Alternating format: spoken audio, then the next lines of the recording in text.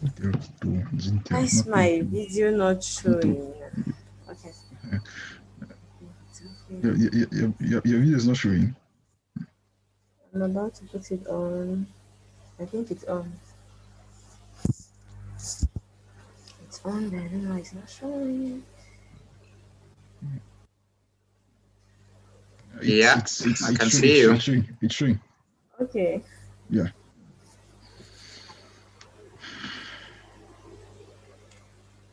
It's 6. Can we start? Just hold on. Two is going to join us shortly. Hello, Dr. Fo. Hello, Mr. Achiri. That's Mr. Achiri Arnold, right? Hi, enough. Yep. Hello, Emma. Yes. It's Arnold. Long Okay. no time. Happy environment. Pardon? Happy environment. No, but I saw your name on the flyer. Okay. And I am to be the coordinator of the evening, so I should at least have an idea of all the members of the panel. Yeah, doing your homework. Yeah. Oh, good to see you. I love the roll-up behind you. Just a minute. I'm just trying to swap. That's for me. All right. Emma, anytime you are ready. All right. My connection is good. Can you guys get me well? Because my connection in my house is not always the best. We can hear you well, bro. Okay. Good. Are we ready? I think so. Okay. Yes. Hello, everyone. Hello, everyone. Welcome to Best Tech. Best Tech, your best bet. We are here this evening again to talk to you about a wonderful and interesting subject. Today, we are going to be talking about the management of stress and anxiety. And we have a number of experienced professionals. We have a number of experts on our panel who are going to share with us from their wealth of knowledge and experience on this subject. I believe we have all had to experience stress in in one or more moments of our lives. So it's good that you should be attentive and listen to the tips that are going to be shared this evening. The World Health Organization reports over 260 million people suffering from depression. And it usually starts in very subtle ways like stress, acute stress, or anxiety. And we are here for you. We wouldn't want you to be amongst those who get into depression, or if you already find yourself there, we are here to provide solutions for you. So do me a favor, please do me a favor as you watch. Like if you enjoy the video, like it and share with your contacts on social media. Further, do well to hit the subscribe button. So today on the panel, we'll be having four, three main speakers. We have Dr. Fo Leonard, who Hello. is an expert neurologist working at Hôpital Central Yaoundé, and he's been a scholarship awardee in the University of Lille in Brussels. So I would like you to welcome him. Welcome. Nice to be on the panel with you, Dr. Fo. We believe you're going to share with us a lot of material concerning the neurologic aspects of stress management. Next on the panel, we have Mr. Achiri Arnold, who is an entrepreneur.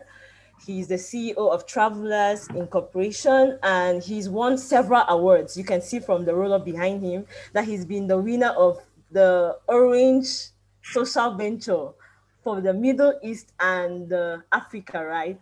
So, hello, Mr. Achiri. Nice to have you on the panel. Hello. Sorry if mine. Okay. We also have with us tonight Dr. To, who is presently a research associate at the University of Cambridge in the UK. And not a few months back, he defended his PhD in statistics. We are hopeful that you're going to share a lot with us as concerns data with respect to stress management. And we believe you've had to experience, or you have a lot of experiences to share as someone who has had to, who is an excellent intellectual and professional like you are. Welcome, Dr. To. Thank you very much. We have Nelson too. Nelson, yes, he's the CEO of Bestech. Hi. I don't know if you're seeing him. All right, so I would just like to remind us again, if you like the video, don't forget to share with your contacts on social media as you watch and hit the subscribe button. So we are going to move on straight to our questions. Some questions we have for the members of the panel this evening. However, as you watch, if you have any questions other than those we will ask, make sure you write it down in the comment section, or you post it, yes, so that we can forward the question to our panelists, and you will certainly get your response. So I'm going to start with a general point of view, a question to, let's ask Mr. Achiri. From your, in your opinion, what can we define stress to be? What is stress? What is anxiety? Yeah, okay, thank you. And I think I can only speak from a personal perspective. Stress or distress, as we call it, it's a situation of helplessness, a situation of despair, it's a situation of hopelessness, where you find yourself in circumstances where you have no control over the things that are happening in your life, or in circumstances where you feel your best effort can't change the circumstances. So in most cases, it is either pushed by personal ambitions that we cannot attain, or by family or society. They push us to the limit, and we find ourselves in circumstances or situations where we can really not do nothing to change the outcome for us. I think this has been my experience for the past 4 or 5 years. Okay, so what I retain from there, stressful situations are often situations that are difficult to control, right? Yes, and being situations that are difficult to control, I would like to go on further to get an expert opinion, let's say from Dr. Fo, who is a neurologist. Generally, like Mr. Achiri defined, stressful situations will generally put you in a position where you feel like you don't have control over things. But from a psychological point of view or a neurological point of view, what can you tell us more about stress, and how is the brain involved in the management of stress and all its related aspects? Dr. Fo. Okay, thank you very much. Okay. Yeah, I have some network issues. I hope you can get me.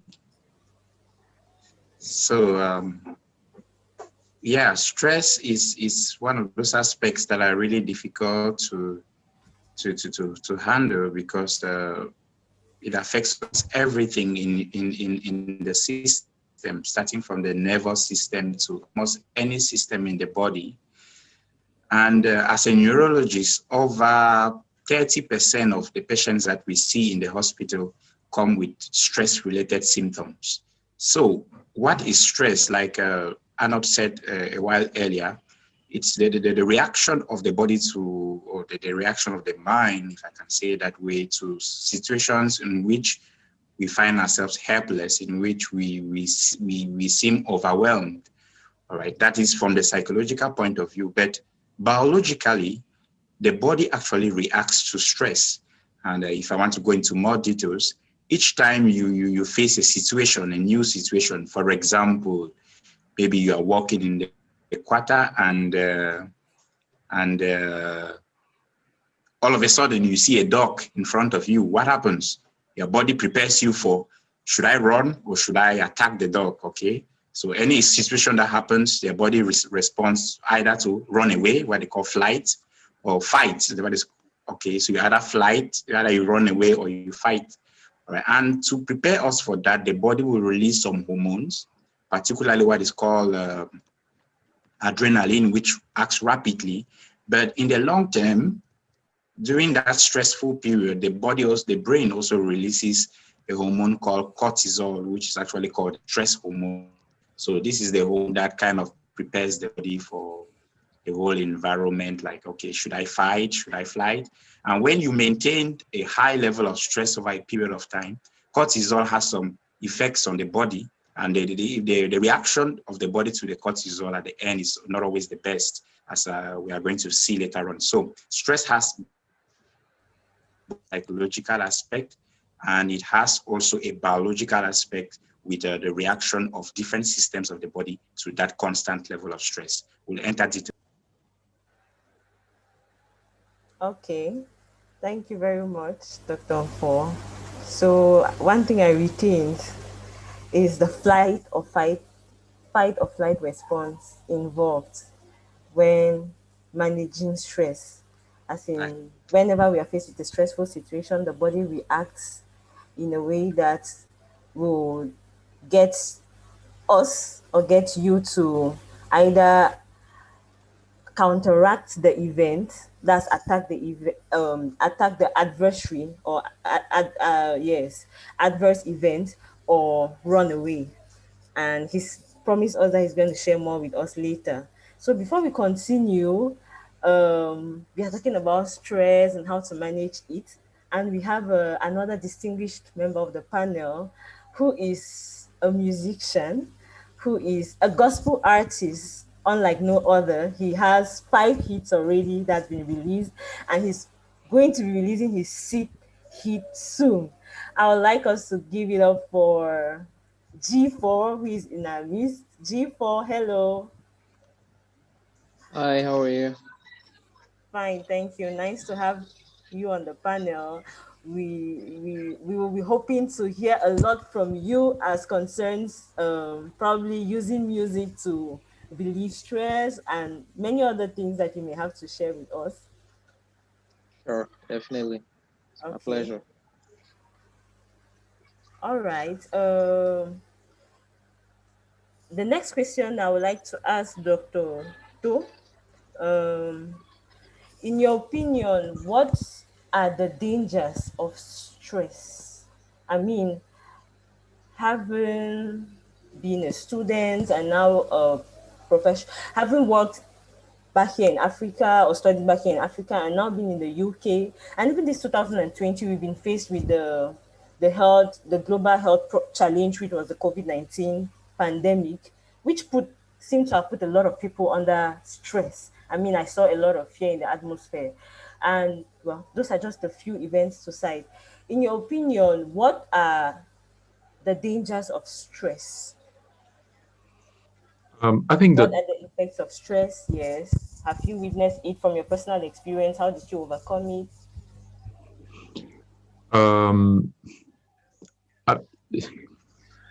So stress has a number of both like psychological and physiological symptoms on the body, and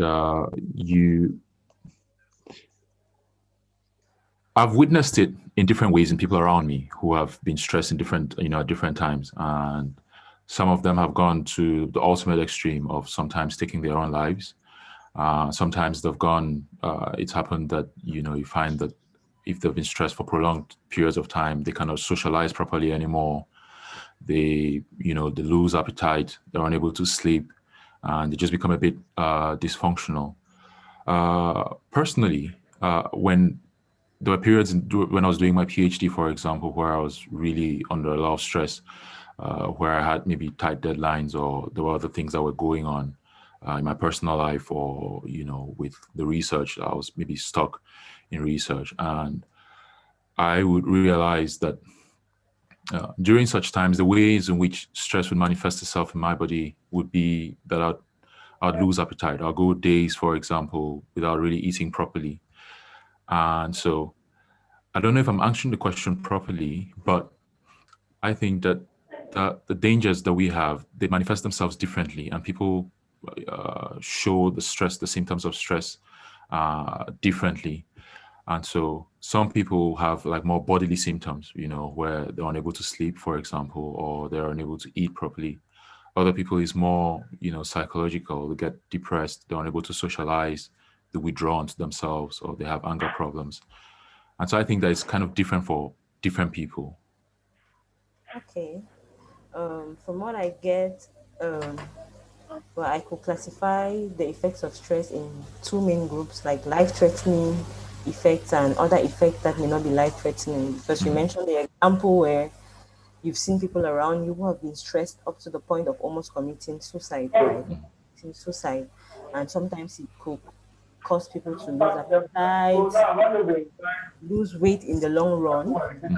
And so I would like to ask, I'm sure there are students and professionals, other professionals watching us. How would you advise a student or a professional to avoid finding his or herself in a situation of stress? You mentioned an example for yourself, an example in your case when you were going through your PhD of how you had to meet up with tight deadlines. And I know that back in school, one of the things I observed is that most often students tend to keep assignments or work duties, tasks given to them to to pile them up and do them just a few hours, a few days to the deadline, which may also which may contribute to some people stress. So as somebody who's been able to go through this challenging PhD phase, how will you advise students to avoid and avoid stress for those who have not are not presently in stressful situations, and for those in stressful situations, how can they overcome the stress? You could cite maybe examples of stressful situations and answer the question.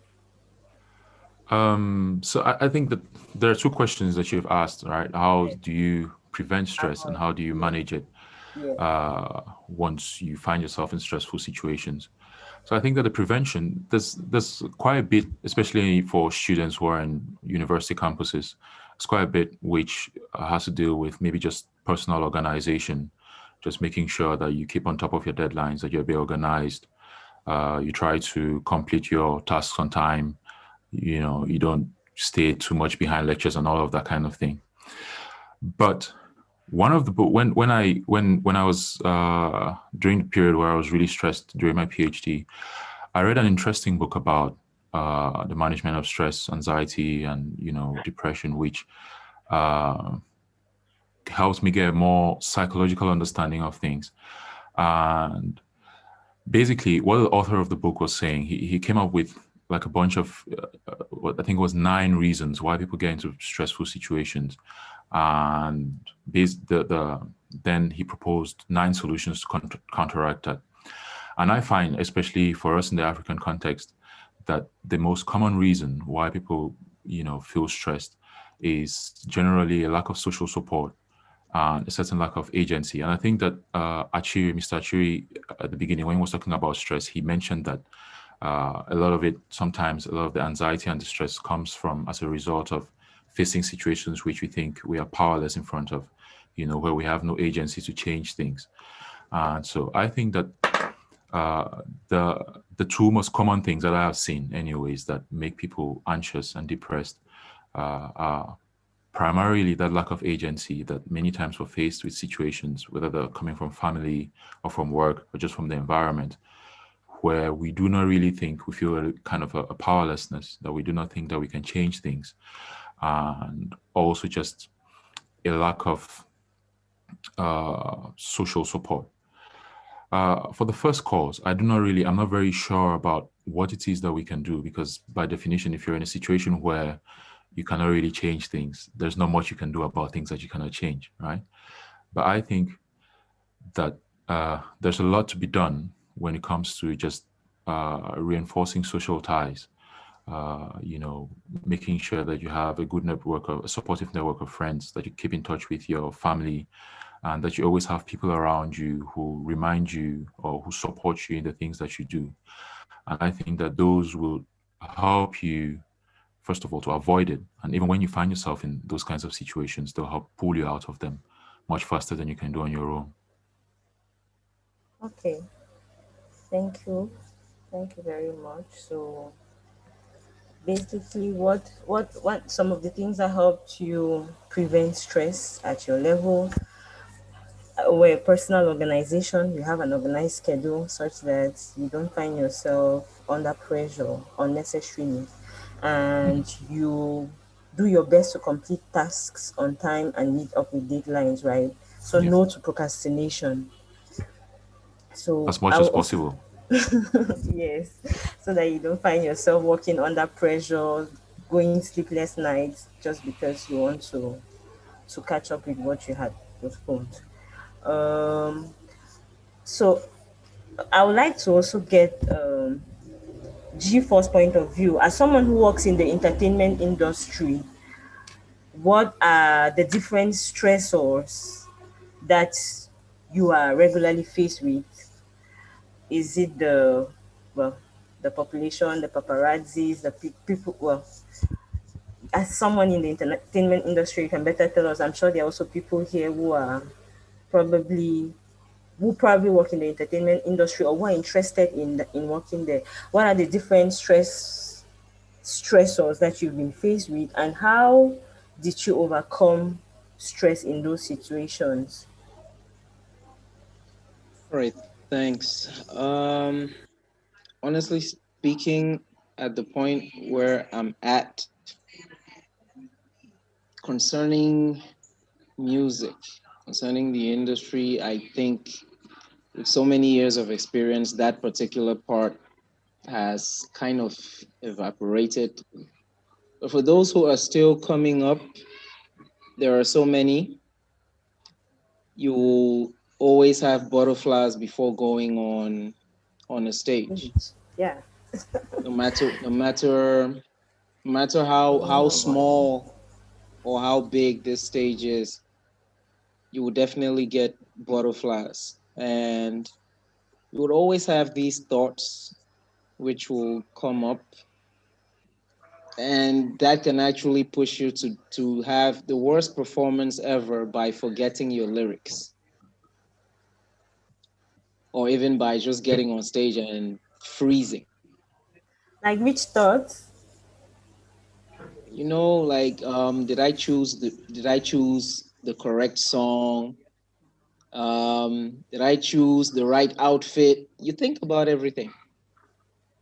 Okay. Was I supposed to How am I to going to have this? perform? How is Yeah. the audience going to react? Was I supposed to have this for lunch before getting on stage?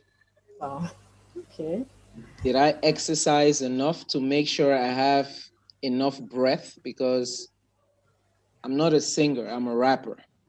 So it's faster, it's more energetic, it's a lot of exercise being in hip hop. So, but at the end of the day, for the fact that I am someone who I don't do the regular kind of music, I do gospel. I have a backup source as far as my stress levels are concerned. I have someone I can trust, someone I can always depend on, and that someone obviously is God. So to me, it's a definite to always believe you have that higher authority going through stress management at the office, because for those who do not know me, I'm not just an artist. I'm a manager at a telecommunications company, and my role out there is basically revolves around communications and CSR. So definitely, when handling corporate social responsibility, you have to know how to not only work on your stress, but work on the stress of those you are actually trying to impart. Because at the end of the day, you're trying to help people while helping yourself, if you see what I mean. So with the trainings we got at the office, I actually used that as well and transfer that training to the music aspect of it. So it's all about being prepared, accept what you know you cannot really change, and commit it into the hands of that higher authority if you are a believer. And if you are not one, then we'll also help you God. But at the end of the day, um, the entertainment industry is it's tricky. You have to watch everything you say, everything you do is scrutinized. You are under a microscope. You just have to be mature enough. And like some of the panelists said, you need people around you who can help you handle that stress. For me, apart from God, I have my wife who helps me a lot as far as managing my stress. And I have my parents and family. That's basically it. But you would always get those butterflies, no matter how good you may be, no matter how talented you are. Trust me, before getting on the stage, you would always have those butterflies before going on. Okay, that's great. There's one thing I love very much about I love very much that you talked about. It's committing everything to a higher authority. That's God, right? Exactly. The Bible tells us, or Jesus said, "Come unto me, all you are heavy laden, and I will give you rest." I love that passage so much. Like Exactly. the other panelists said, there are some things that we'll be faced with which we cannot control. Yeah. And in those kind of situations, I mean, if you don't have a higher authority, if you don't have God, then you may be doomed. You may have no other option or no other resort than to commit suicide or take away your life, which is not which is not Definitely good at not the all. way to go. Yeah. So you also talk about having stage fright, which also Yeah. applies to other professionals who are a lot into public speaking. So, well, I love what you said. How you said that with experience and with experience, which I understood as repetition, as in you found yourself on stage several times. The more you do it, Exactly. the more comfortable you've been in it. So the Exactly. stage pride kind of disappears, right? Yeah, If I understand well. it definitely does. I mean, Okay. when you mount a platform close to someone like I don't know if you've heard of Sinash, Yeah. and Yeah. you have Very two to comfortable three actually. thousand people looking at you. Trust me, when you get to a smaller crowd, it gets easier. I know, So it's right? all about practice. Okay. Practice, practice, practice. Okay. Yeah. Um, then you mentioned that besides being a gospel artist, you are also a manager at a telecommunications agency. So a number of people also find themselves in stressful situations because, from my experience, well, personally, but some of the stressful situations I found myself in were as a result of having many commitments or more than one commitment. So how do you manage this multitasking, or how do you manage it so as not to find yourself under stress? How do you organize yourself? to Well, be a gospel artist who's released up to 5 hits and still working, still trending, and yeah, you're well, into telecommunications? How do you manage that? How will you advise those who are in the same situation and not okay. properly managing to go about it? That's a very pertinent question. And at the end of the day, the only commodity which we do not have on our side is time. It's all about time management because 24 hours will never be enough. I work for a living, so I have that 9 to 5. And where I work is actually, it's not an agency, it's a telecommunications multinational.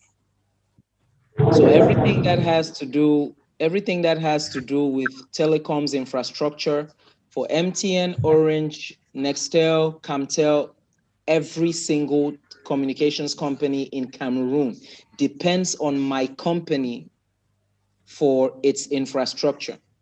So there are times when you may actually be seated and you're like, well, the network is not good, and you actually insult MTN. Oh, MTN sucks. What kind of network is this? It's not MTN working. It's IHS. It's my company, IHS Towers. But we are not that known because we don't actually sell SIM cards. The big companies are our customers. Then they actually provide the service to their different customers out there who get their SIM cards. Now, if you don't have the time to manage not only the office, trust me, it's not a day's job being a husband. Yeah, I forgot about that. You're a And husband. musically speaking, when we say 5 hits, that's 5 hits in this year alone. I have a 8-year-old gospel music career. I own my own recording label, and I am as well brand ambassador for several different brands, including Best Tech. So the multitasking, trust me, it is on another level. And lest I forget, I also co-manage a restaurant which we just opened called Tex Kitchen. My wife is the CEO, but definitely I have to help her out do one or two things. So 24 hours will never be enough, but you need to be disciplined. It's all about discipline. If you know from this time to this time you're doing this, stick to it. Like our panelist said, like doctor said, no procrastination as much as possible. If it has to be done today, it needs to be done today. Even if it's at 11 p.m., midnight, get it done. Because what you push to tomorrow can come and bite you, it can come and hurt you. We have deadlines to meet at the office, projects. Your bosses are not going to listen to, well, I wasn't feeling too well. No, you have a contract, you're being paid to do that job, not to give excuses. And that's the main thing. Putting aside the excuses you're rendering to your superiors, do not be caught up in a situation where you have to give excuses to yourself. And getting that disciplined with everything I do, I got that while attending college at the University of Maryland, College Park. I had a professor who is now of late, because when I got there, I struggled a lot to cope. Leaving Cameroon and getting to the US, it was a different system. I had to adapt. And with the help of this professor, he taught me so much. And not procrastinating was actually one of them. Told me if you have to get something done, get it done today. Do not push it to tomorrow. So everything has its time. All you need to do is to be organized enough to know that at this time I'm doing this, and you stick to it. If you can't keep it in your head, write it down and follow the plan. If you follow the plan, you execute everything, trust me, you will be successful in everything you do. Okay. So save times, stick to what you plan to do, be disciplined. Do not procrastinate has come again, has been said over and over. So if you have anything to do, even if it means you taking coffee to stay up, Yep. rather take the coffee, stay up, but make sure you Get finish it done. or you do the most of what you had planned to do for the day. Awesome. Exactly. Thank you, Jipo.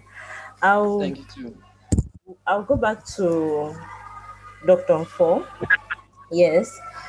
We would like to know a little more about the signs and symptoms of stress or anxiety.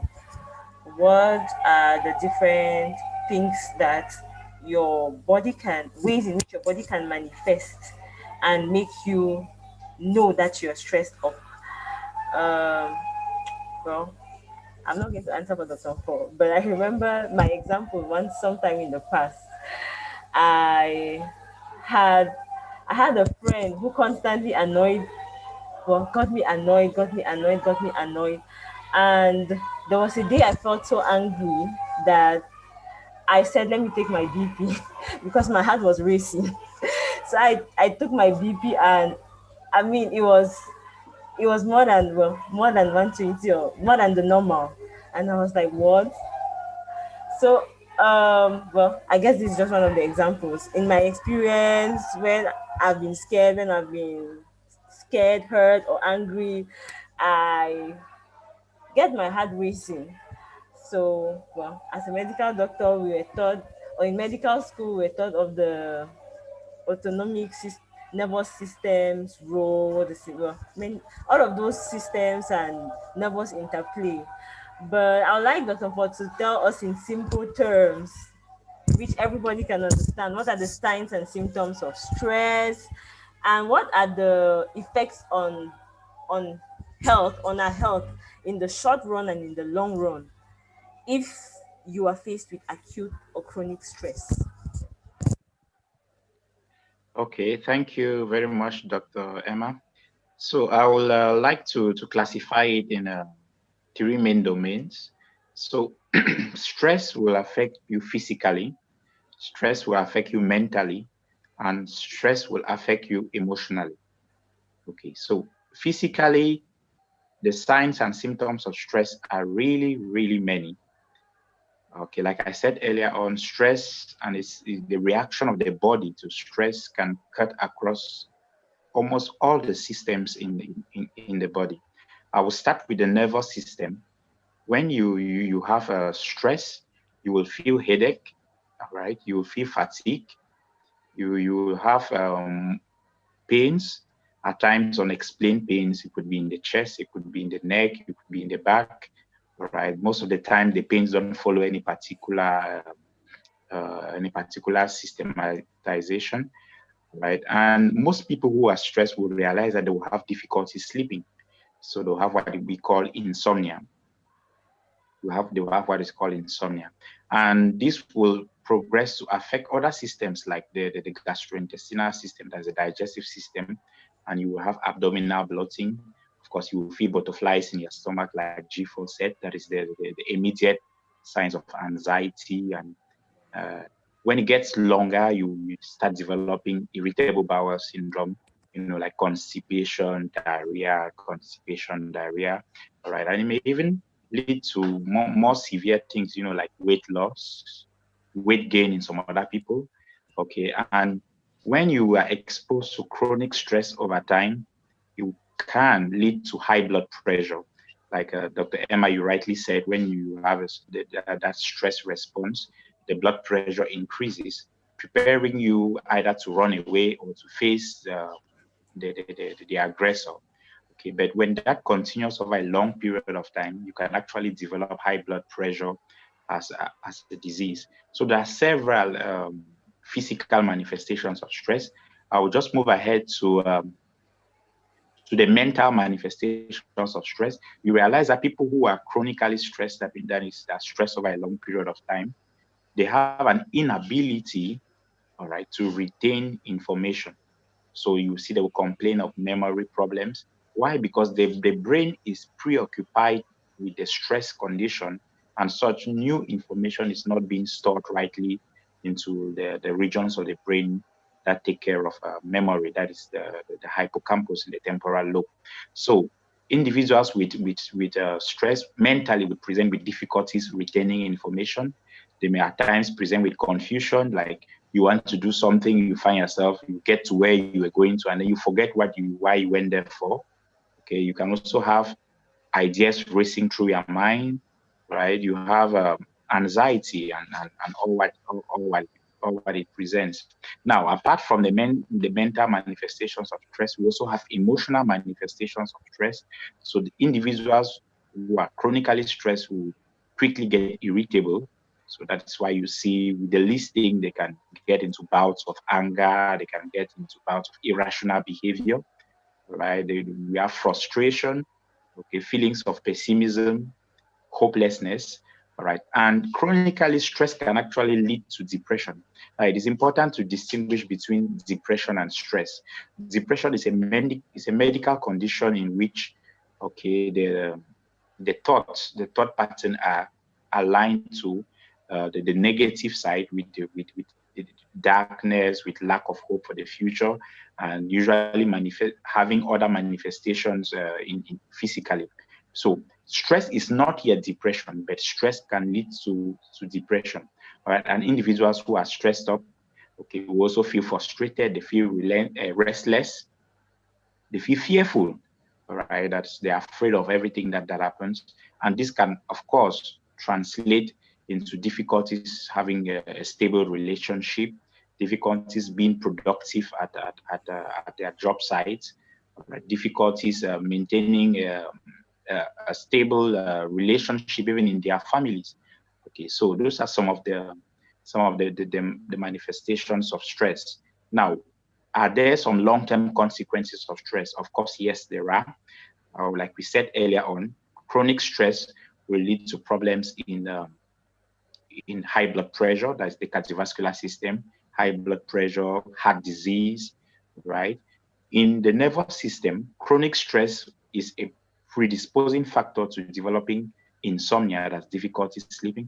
And we know that insomnia on its own is a risk factor to develop other diseases like Alzheimer's disease, that is a degeneration of the nervous system with particularly the memory, so Alzheimer's disease and other degenerative diseases. So stress has numerous long-term consequences, and it's important that we learn how to manage them early. Stress is a common thing, right? But when it gets prolonged, that's where it becomes a problem. So we need to learn strategies on how to adapt to our environment and how to limit our body's response to stress factors. Thank you. Okay. Thank you very much, Dr. Fall. So I'd just like to summarize what he said. The effects of stress cuts across several systems of the body, and you group them into physical effects, mental effects, and emotional, right? And for physical effects, you have effects that effects that in fact nervous system effects, which could be present as insomnia, that's difficulty sleeping, headaches, migraine, tension headaches, or headaches in general. You have gastrointestinal effects or symptoms, which show up or which manifest as abdominal bloating, diarrhea and constipation, in fact, irregular digestive tract, bowel movements, so which could present as diarrhea, and alternation between diarrhea and constipation very often. In others, some people could have weight loss or decreased eating habits or decreased appetite, which will get them to lose weight, or increased appetite, which will get them to gain weight, right? And for the cardiovascular system, you could have manifestations like high BP, palpitations, and others. And in the long run, you said you talked of two main dangers or pathologies that can result from prolonged or persistent sustained stress. And you talked of depression. Well, depression Yeah. in the long run, yes, if I understood well, in the long run, Yeah, somebody who is depression is chronically the stressed number could one get symptom. into Yeah. depression, seeing everything dark around him, being pessimistic, and all of that. So,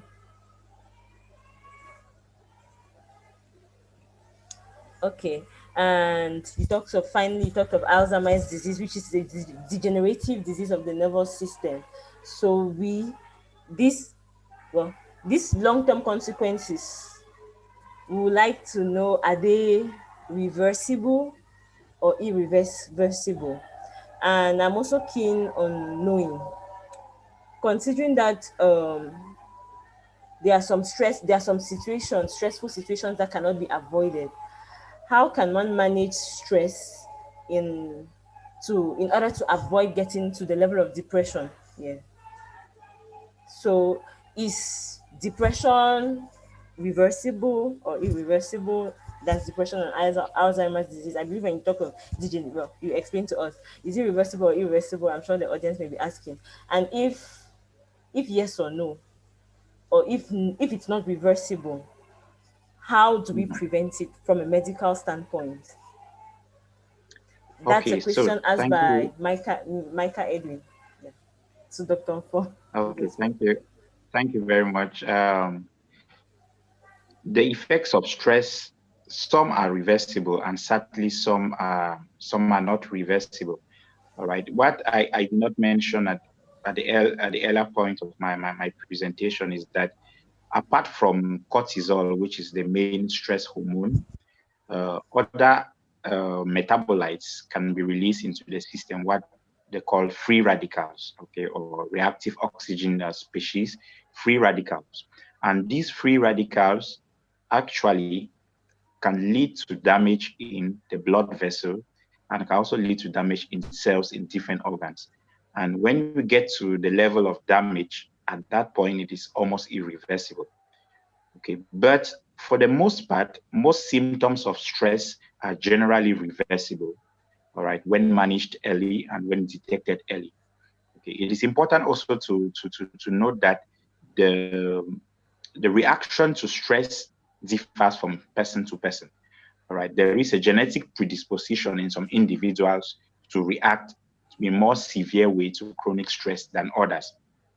Right? In the same way, some people are prone to developing stress more than others, particularly women. We know that women are generally more prone to developing stress as well as depression more than men.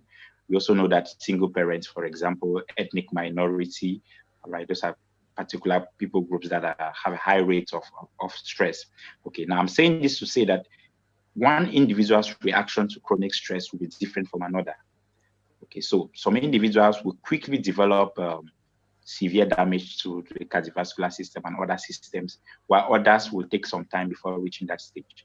Okay, but globally, stress can easily the effects of stress can easily be reversed when detected early. Okay, now the strategies to manage stress are several. I think we'll get into that a bit later. I would like to point out the fact that a common reaction to stress is alcoholism and drugs. Right, most individuals when put under pressure will smoke, will drink. All right, and that will rather lead to a vicious cycle because alcohol in itself is a danger to the system. All right, particularly to the brain, particularly to the liver and other organs. Right, so alcohol, cigarette, drugs are some apparent stress relievers that like people will say that when I drink alcohol, I feel better when I'm stressful. But in the long run, it is rather damaging because it rather increases the load on the system to manage such toxins. Okay, so if I were to summarize, depression can be well managed. All right, depression can be well managed. You need to seek medical attention early. Depression can be well managed. Most symptoms, the physical symptoms that I listed earlier, can be reversed. However, when the stress factor prolongs, we can have some irreversible damage. like the cardiovascular system, like when you develop high blood pressure, or maybe you develop heart attack, myocardial infarction, or you develop attacks of the brain, what is called stroke. Okay, at that level, it is irreversible. Right, and when you get to the level of neurodegenerative disease, at that level, it is also irreversible. Sadly. I don't know if my question answers the viewers' comment. Yeah, you answered one part of the question, the reversible, Yeah. irreversible nature of some of the complications of stress and some of its complications. But Edwin asked, the question he asked was this, right? That's in addition Yep. to the yes, was that how how can you avoid stressful situations? Some of our speakers already Okay. mentioned that there are some stressful situations that are beyond control, right? But I believe there are some that can be controlled or can be avoided. As a neurologist, what piece of advice will you give to someone who may be finding himself or herself constantly in stressful situations? How does he or she minimize this, or how do they avoid this? Yes, could All be right. related So to family, relationships, financial, every aspect. How can they avoid or minimize stress in all those different areas? okay. So like the other panelists said, the factors that lead us to stress are numerous, and it is almost impossible to say that we are going to eliminate them completely. Okay, starting from the financial aspect, the worries about our health, job security, relationship, family, personal growth. So the things are numerous. And if you are alive in 2020 with COVID-19 and all the news, cancellations of flights, cancellations of scholarships, so the factors are there, right? But what we have to retain is, how do I react to these different factors? Right? How do I perceive these factors? How do I perceive the adverse events that happen to me? And that is where it is important, first of all, to have an important image of yourself. Okay. In medicine, there are three main domains that are generally practiced in what we call cognitive behavioral therapy. That is psychological accompanying of patients to be able to deal with stress. Right. The first aspect is the aspect of education. Right. Learning to understand yourself, understand who you are, understand your weakness, understand how you reacted to previous experiences. Okay, so education, know yourself, educate yourself better about how do I manage my time, for example, how do I manage my finances and my resources well. Okay, so these aspects are key to preparing your body to react to such factors when they show up in the future. So education, that is one. The next aspect is what we call rehearsal.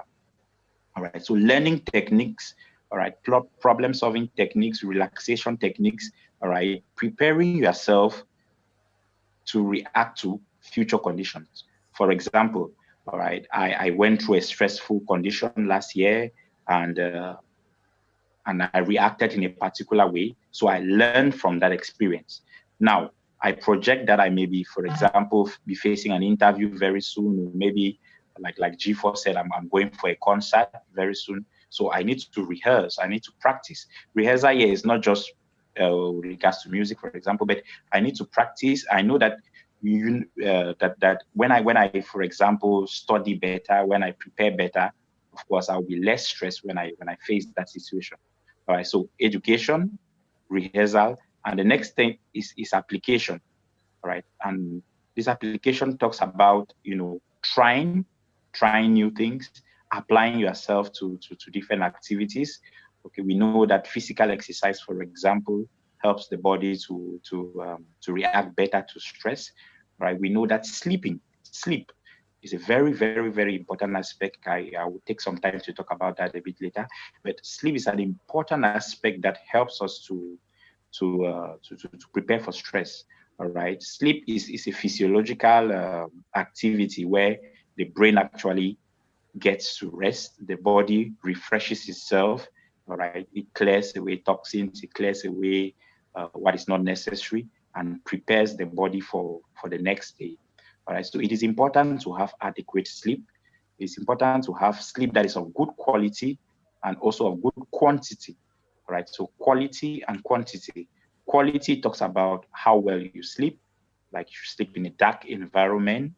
You should sleep in a clean and orderly environment. The bed on which you sleep, for example, should be comfortable. All of that will improve the quality of sleep that you have, right? And quantity, it is important to sleep for the right number of hours. As an adult, it is advised to sleep averagely about 6 hours, 6 to 8 hours. All right. So you have to manage in between your professional exigencies and getting your body to rest rightly. Okay, so I don't know if I answered the question, but yes, there are several things that we could do to manage stress, and all of them have an impact, and none of them is negligible. Thank you. Okay, thank you very much, Dr. Fo. I think the question was perfectly answered. I'm sure Edwin has taken notes.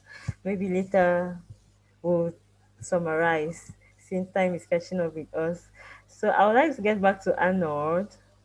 Arnold is an award-winning entrepreneur, and well, one of the questions that comes to mind is, well, stress related to opportunities, right?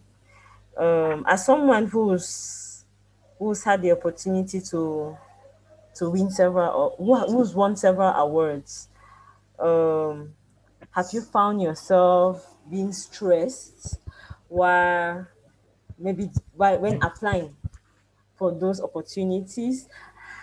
Did you were you rejected for some, in some cases? How did you take it? How did you manage the situation? And well, let's answer that one first, then get to the last part. Oh, yeah, thank you. Okay, yeah, in every circumstance that is really not in our control, there is definitely stress, some form of stress. It now depends on how far we go in the level of lack of control. Well, my experience is from Polytechnic. Yeah, only it's been very, very peculiar because I didn't get to complete Polytechnic for the last year. So my case is like the case of the child that died. I was like in a situation of depression where I felt like I didn't really find had a reason to leave or something like that. So the kind of thing that that boy committed, I went through that 4 times in my life. And to be honest, the best way to manage stress, personally, not professionally, we'll get back to that, is if you have to. They always say this thing, failure is part of success. The truth is, the reality is you have to be able to define failure. If you can't define failure, you won't know if it is part of failure, success, or if it's just failure. So my experience has been you have to be able to define the two. If it is part of success, then you can keep fighting in failure. If it is just failure, you have to abandon it and move over to something else instead of wasting your time over something that may or may not give you the result you want. So the Polytechnic experience helped me a lot because at some point before Polytechnic, Achidengo and I were GCE the same year, and I could boast in my school was the best or probably among the best. And this was not a school of 100 or 200, it was a school of 500 upwards in one class.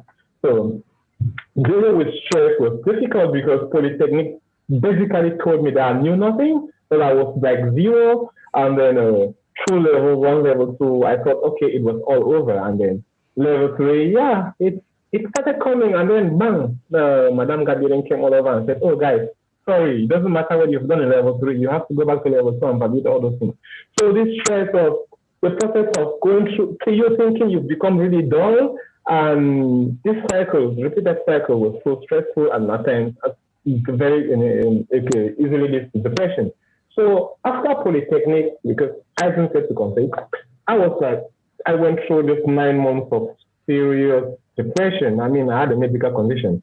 And basically, most doctors didn't know what was happening to me. And it was very recurrent, like in every 2-3 month cycle, I would have this shoulder lift and all this. And it was an American doctor that finally came to the conclusion that it was stress. But again, you are in a situation where you're being told that you're stressing and they're telling you not to stress, and then you have to fight it with pressure, you have your personal ambitions, and you have all these other things around your family, all these things.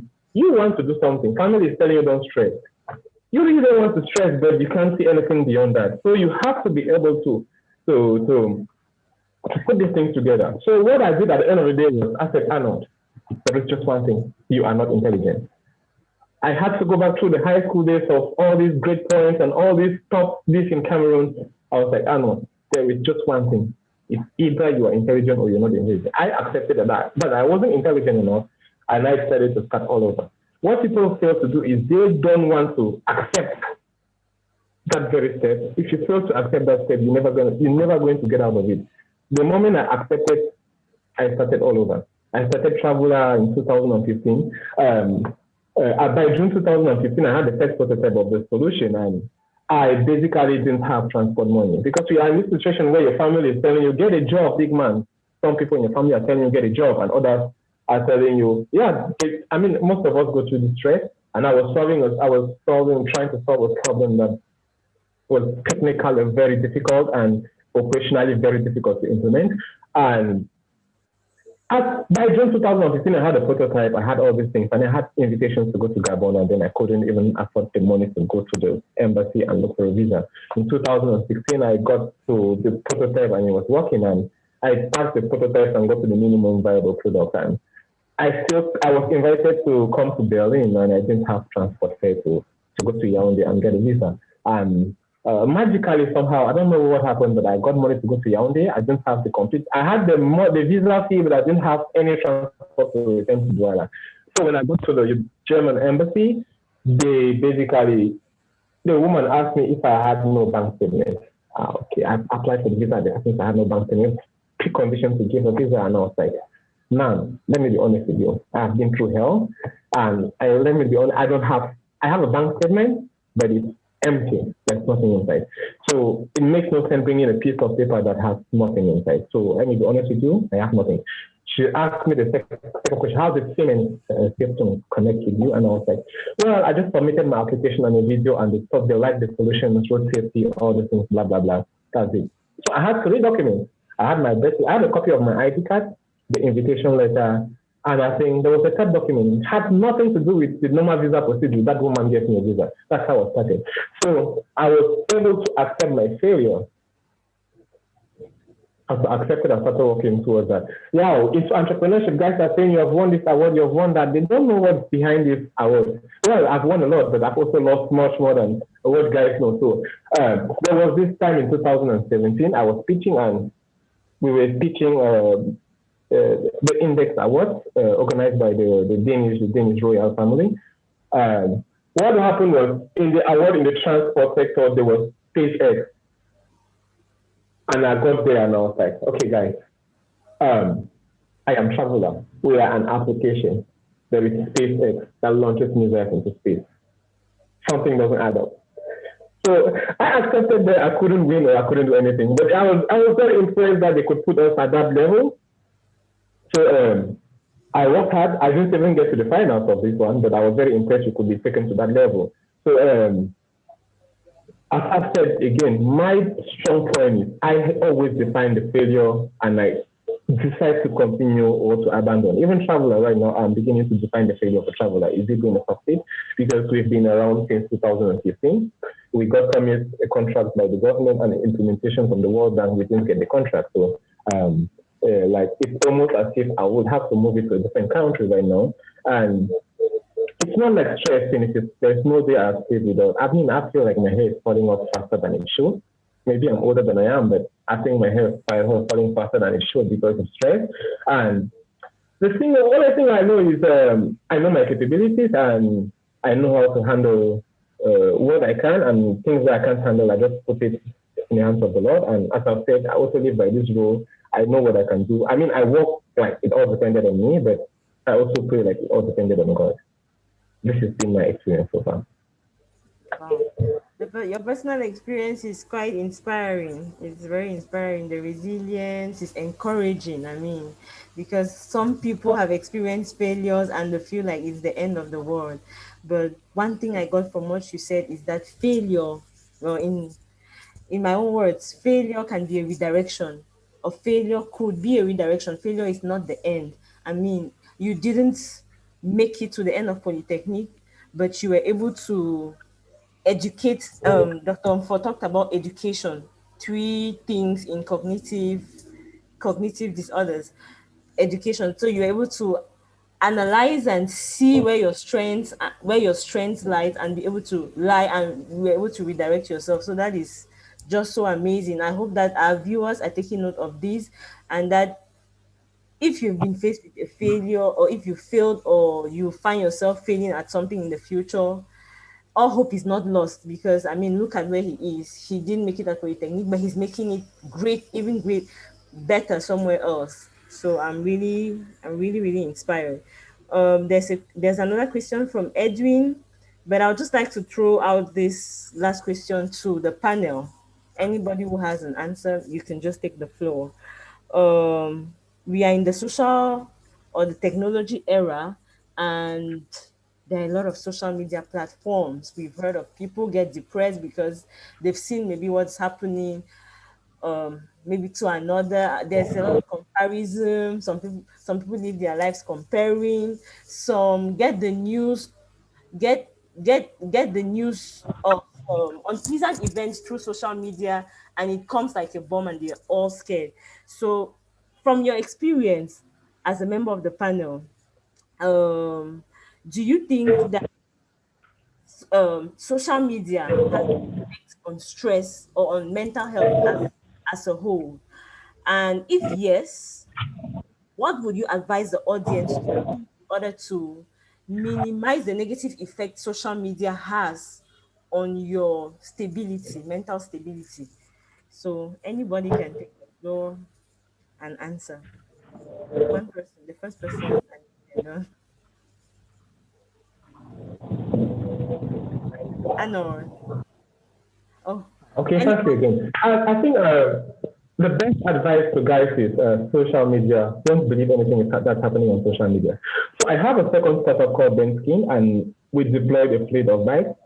We had an error with the GPS on one of the bikes, and one of the riders ran away with the bike, and he forgot to block me on WhatsApp and posted the picture of him and the bike, and he was like, Papa God. So basically, the people on the other side are seeing that he has succeeded. He's been able to get the bike for himself. But the reality is, he ran away with my bike. So, guys, please, it's an adrenaline push that don't believe stuff you see on social media. If you can't verify it, don't take it for what it is, please. This is a very serious issue. Okay, thank you. So always make sure you verify what you see on social media, so that you don't react, you don't get your body unnecessarily stressed, right? Thank you very much for that, Arnold. So I'm going to ask Edwin's question. I think it's to Dr. Four. He says, I would like to ask if the recommended number of hours of sleep for an adult is cumulative. So it's 8 hours of sleep for an adult. So if you're recommending 8 hours of sleep for an adult, can he take it? He's asking if he can take it as 4 hours times two, for instance. Okay. That's in 24 hours, right? Can he take 4 hours of sleep on two different occasions during the day, or must it be 8 hours straight? Okay, so it is advised that sleep should be consolidated in one piece. Okay. I hope you can get me well. So sleep should be consolidated in one piece. In other words, you should sleep in one main block of sleep. Okay, and that should take place preferably at night. Preferably at night. You should sleep in one piece. So four times two is not the same as 8 hours continuous, because sleep goes through cycles, and generally a cycle takes about 90 minutes, and you should have about 3 cycles in one session of sleep for you to be well rested. So it's preferable to sleep in one block and not divide it over several periods. Thank you. Okay, thank you, Dr. Mfo. So what of taking a nap during the day? It seems I've lost him.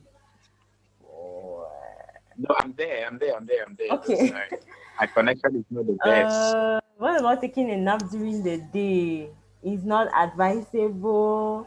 It cannot be included in the number of hours of sleep, because sometimes one could have to take a nap of 30 minutes to 60 minutes. Is that not Yeah. allowed? So nap Is it a wasted? depends on the individual. It is important to precise that when the body actually goes through a cycle, what is called the circadian rhythm. So the body is programmed to go through a cycle of activity, rest, activity, rest. Okay, and when you are in activity, the body builds up what is called a sleep debt, which you pay it when you are resting. Okay, so for individuals who don't have a problem sleeping, it's okay to have a nap during the day, okay? Because given that the body is programmed to work and sleep, each time you have a nap, it reduces the sleep debt.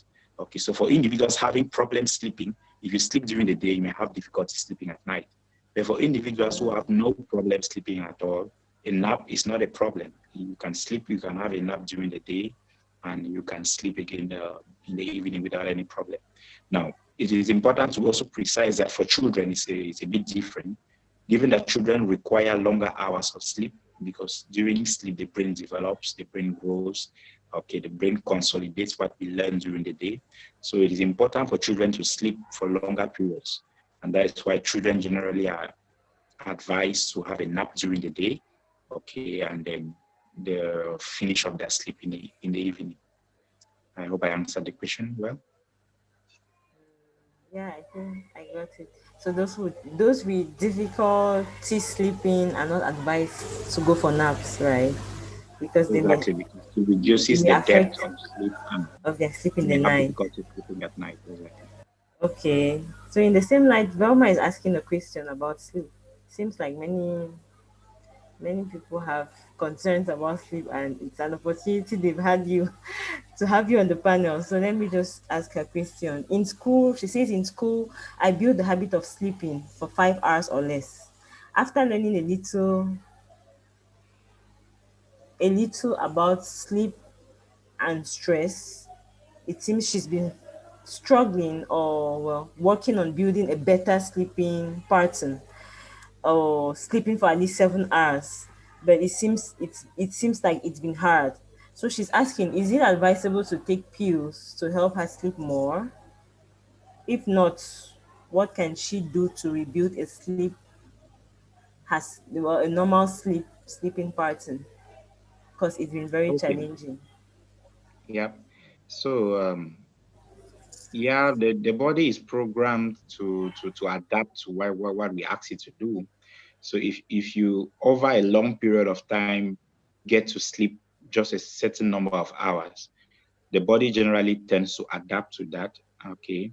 And with time it becomes a bit difficult to stretch it out. But it's not impossible. It is possible to actually change that pattern. Okay. It is not advisable to take pills to sleep unless when it's medically necessary. Okay, so it is not advisable to take pills to sleep unless when it is medically necessary. Okay, because of course we know that drugs all have a side effect.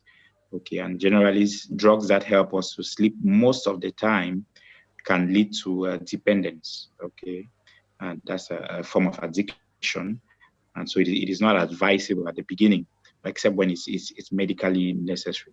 Now there are several natural means of improving sleep, of getting sleep. Okay, first of all, physical exercise. We know that when you exercise during the day, you feel tired, and as such, you will sleep better in the evening. Okay, there are natural substances like milk, warm milk in the evening, improve sleep. Okay, and you exposing yourself to sunlight in the morning. So when you wake up in the morning, you should expose yourself to sunlight. It tells the body that okay, now it's day, and the next time when it's going to be dark, the body knows better that now is dark, and therefore I should prepare myself to sleep. Okay, and then we have to maintain a regular sleeping habit. Like I go to bed at a particular time and I wake up at a particular time. When you maintain a regular sleeping habit, the body aligns itself to that, and your sleep pattern is better. Okay, I hope I answered the question. If not, some viewers, you can get to me personally, and you can see how to make a customized program to help you sleep better. Okay, yes, that's one other thing that I wanted to mention. That maybe if the problem cannot be solved here with your responses, they could seek a private consultation.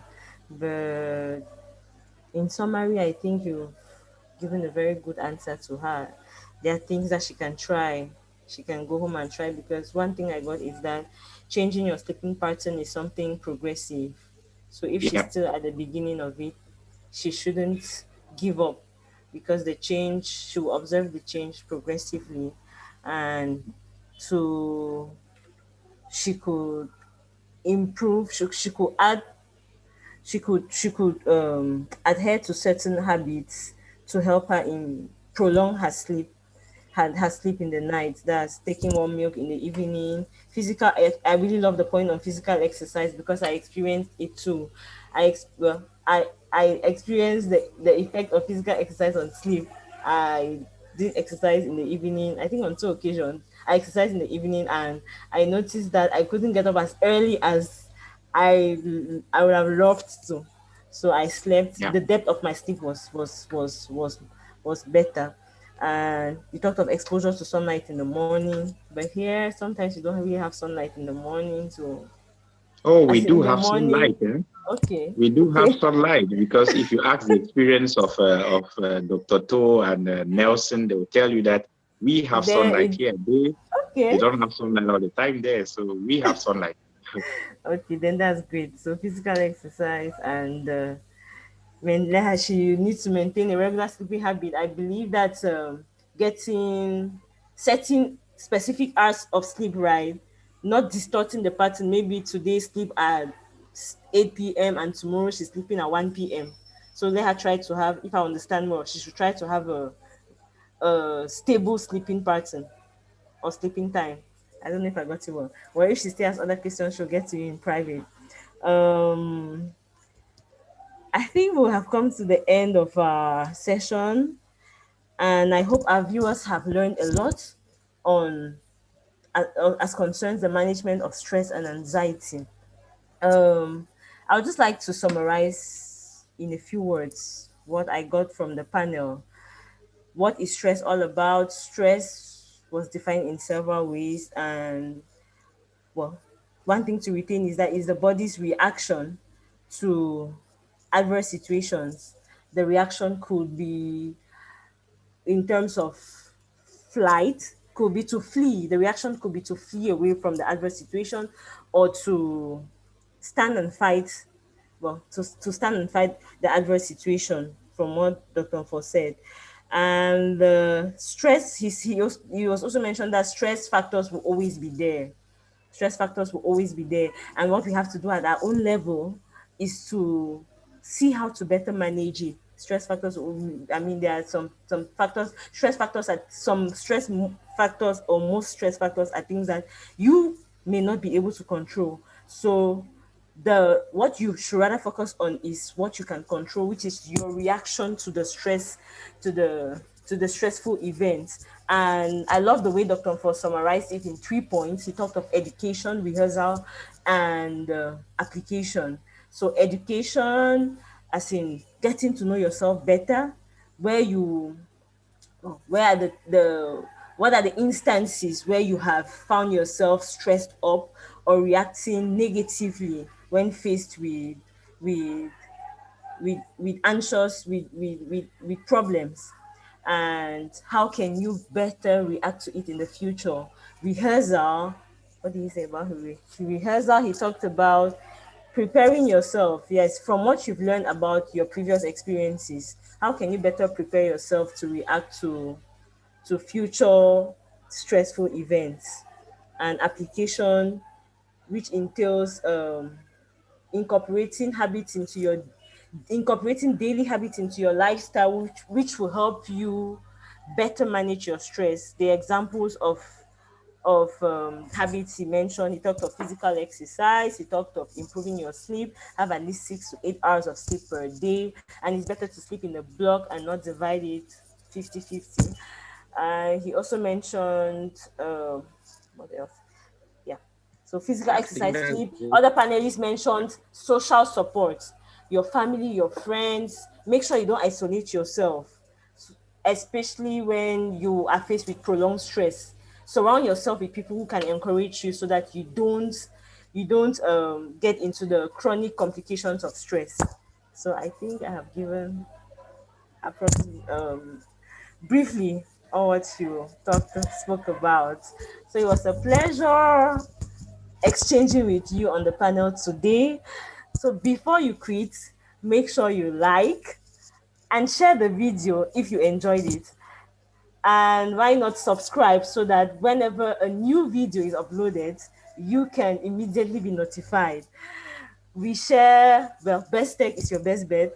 We are here to inspire youths to excel professionally, academically, and all of that. And you see on the YouTube page that there is a lot of content that can help you from personal development content, career development series to even relationship.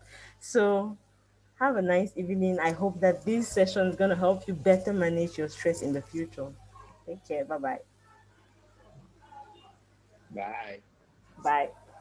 Bye. Thank you so much. Okay. Awesome.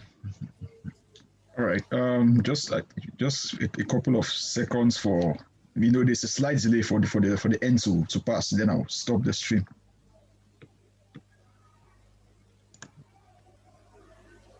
Okay. Okay.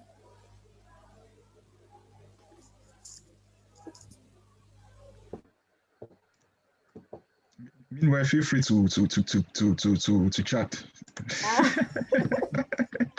You thought you were supposed to be.